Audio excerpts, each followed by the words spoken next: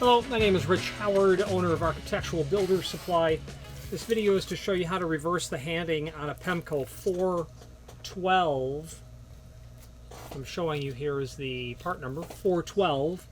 This happens to be a B, which is architectural bronze, with a PK, a Pemko preen in there.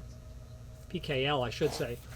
This is a 34-inch automatic door bottom, and right now it's set up as a right hand. The client needs a left hand. The reason the 412 is handed is because it's asymmetrical. It has that scalloped type of top to it. So we're going to reverse this. It's been years since I've reversed an automatic door bottom by Pemko, and we're just going to give it a go live on camera. Obviously removing it from the packaging would be step one. There's a decal here that says, warning, do not cut this end. When you trim these, you never trim the end with the drop bolt on it. You only ever trim the end without that. Okay, so I'm going to pull that decal off and just set that aside. Now, there are installation instructions that we have available to us, and I'll show you where those are in a moment. It says, reverse handing, see figure 1. Okay. Remove the small anchoring screw at the back of the unit as step 1. There's only one screw on the back of the unit. It's right here. So they say to remove the small anchoring screw. What I like to do is read all of the instructions to make sure that what I do in step 1 doesn't positively ruin anything that would come in step 2.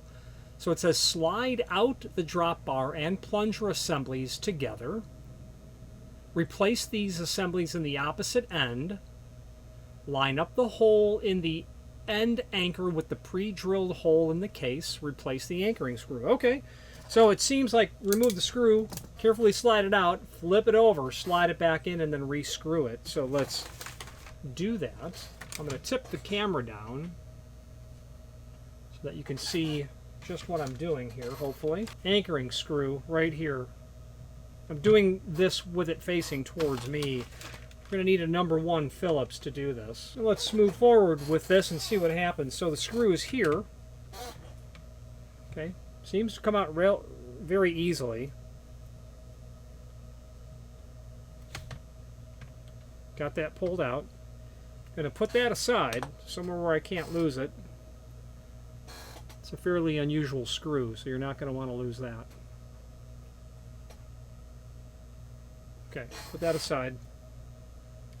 Now it says to slide this out. I would say that what they're saying is slide out the drop bar and plunger. Yeah, that's feeling right. It feels all fairly contained, so I'm not nervous about it falling apart. I'm just going to continue to pull that apart. Yeah, for sure. Okay. So I'm going to put my casing back down. And the only way that you can really do this, honestly, is to just simply flip it around and feed it into the other end. Let's take yeah, this is all self-contained. Nothing's going to fly out on you here. The flat spring that's here, that's held down to the drop bar. Okay, so let's just slide this back in. Yeah, that can slide a little bit. Right there, you can see how I can slide this back and forth. I can, but it's not going anywhere. It's held captive the way that that's been bent over, right at the tip of my finger, right there. I'm not going to lose it.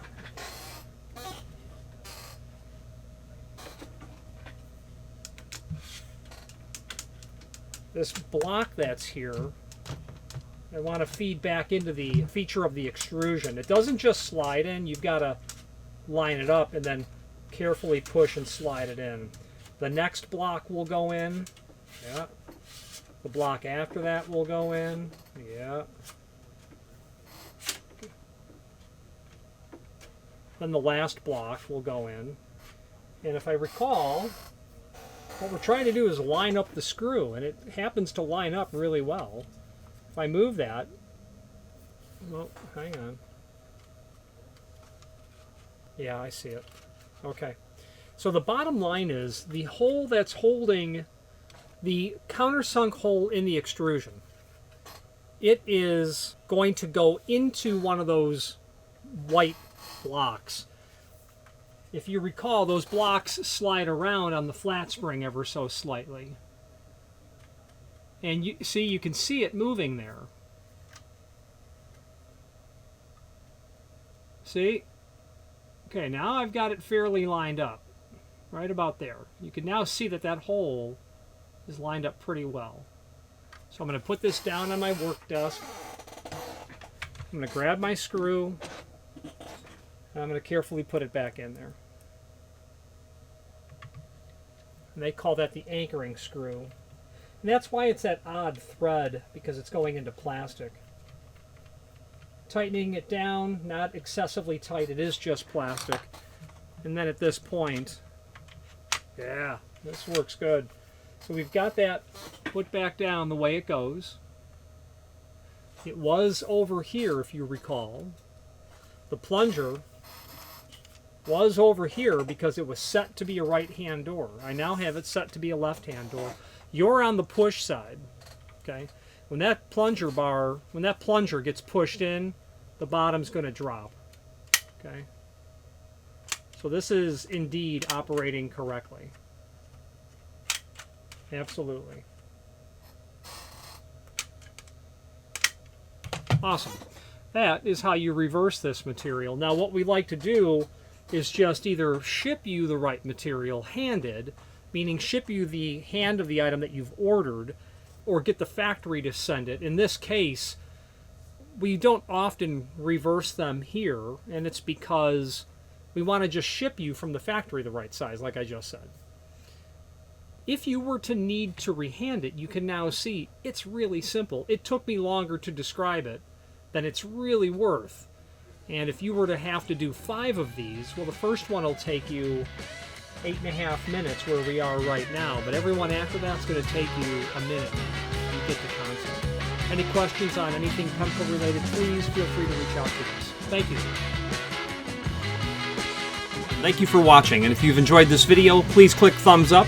Please subscribe and maybe even send the video to someone that you know. Thank you.